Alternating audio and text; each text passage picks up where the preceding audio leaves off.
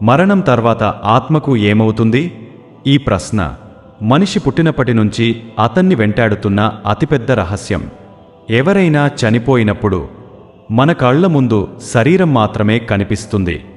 కానీ ఆ మనిషి నిజంగా అంతమైపోయాడా, లేక ఇంకేదైనా ప్రయాణం ప్రారంభమైందా?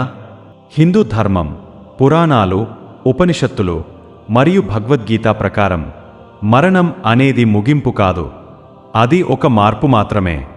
శ్రీకృష్ణుడు గీతలో అర్జునుడికి చెప్పిన ఒక గొప్ప సత్యముంది. ఆత్మ ఎప్పటికీ చనిపోదు.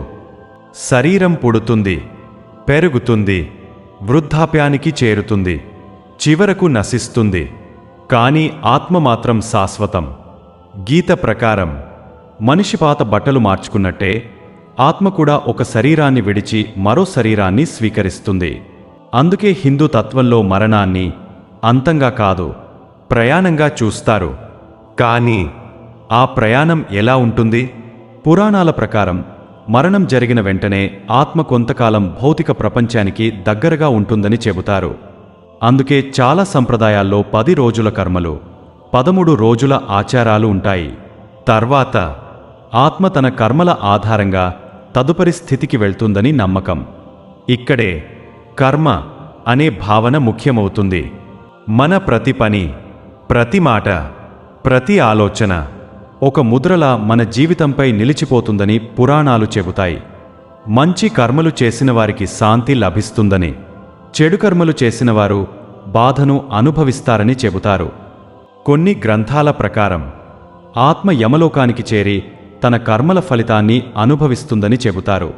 అందుకే గరుడ పురాణాలో నరకం, స్వర్గం మరియు యమధర్మరాజు గురించి విపులంగా వివరించారు.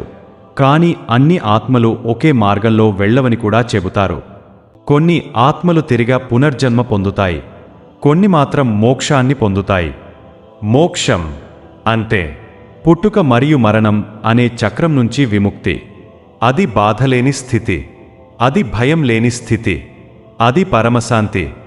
హిందూ తత్వం ప్రకారం మనిషి జీవితపు అసలు లక్ష్యం సంపద కాదు, శక్తి కాదు, ఆత్మ యొక్క నిజస్వరూపాన్ని తెలుసుకోవడమే.